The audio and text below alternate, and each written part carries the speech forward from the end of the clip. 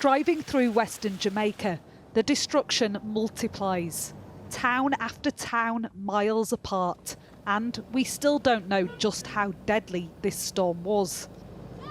Children play in front of homes with no roofs. This 300-year-old church hollowed out. People queuing for hours for petrol. But for many, there is no way out of this. We dodge a snarl of mangled power lines and snake through debris. This is the challenge that people have when they're trying to get back to their homes. The roads are almost completely taken out here by rivers, by trees, and that's why the emergency services as well are finding it so difficult to get to the worst affected areas. We were heading towards where the hurricane made landfall, but so many other places have also been brought to their knees. So many people begging for help. At the Lacovia Primary School, the admin assistant is now in charge of a makeshift shelter.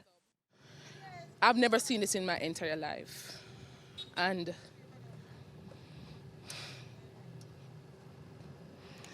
it is heartbreaking. I never thought in a million years that I would be in this situation trying to get help, and with little to no communication. We can't reach no officials, no emergency teams, and I'm hoping and praying that help can reach us soon, especially the persons who are between ages 72 to 86. I don't have any medical experience. The task of a shelter manager is voluntary, and the most I can do is just ask for help in whatever way we possibly can. Sounds like you're doing your very, very best for these people. You have elderly people inside the shelter. I know for one of my shelterees she's the oldest. Since the incident, she has been totally out of it. She's not speaking, but however, if we try to communicate with her, then she will make, but it shows you the level of trauma that she has underwent. Heavy winds that blow in. Cherie shows me into the classroom where she and a dozen others rode out the storm. So this tarpaulin was all you were given to? This is all I was given as resource to assist in whatever way we can. It's not going to do much against a Category 5 storm? Not at all. A tarpaulin is no match to a Category 5. 16 people are using this place as a temporary home, and this is where they sleep. So people sleeping on desks? Right, yes. This is Block B of the school, which is used as a shelter. There is a water tank, but no water left to drink or to wash with. At this point, we have no water in it. Authorities say help is on the way. The people in this shelter won't believe it until they see it. Martha Kelner, Sky News, Lacovia, Jamaica.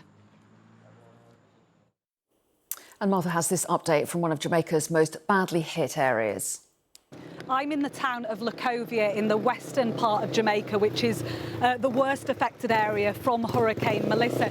You can see the scale of the damage here. This is a historic church, 300 years old, a real source of pride for this town. Well, those winds, 170, 180 miles per hour strong, they've ripped the roof off that building. Only the beautiful stained glass windows are left. And I've travelled through Jamaica today from the capital, Kingston, driven around 3 hours to here. And I think what I've been so struck by is just the size of the field of destruction, just how devastating Hurricane Melissa was out of such a large area. You can see over here it's taken entire houses out, and in fact the lady standing in front of that house, I was talking to her earlier, her own house has had its roof blown off. There are a lot of people desperate for help here. Every so often a car drives past where I am, someone leans out of the window and they say, Jamaica needs help, please send help. And that's the message they want to get out to the international community.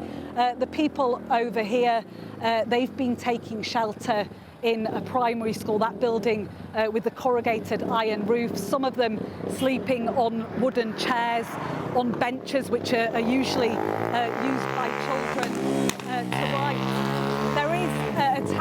further down there called Black River. That's the town that authorities are calling ground zero for Hurricane Melissa. Well, speaking to people in Lacovia, they feel like they're at ground zero too.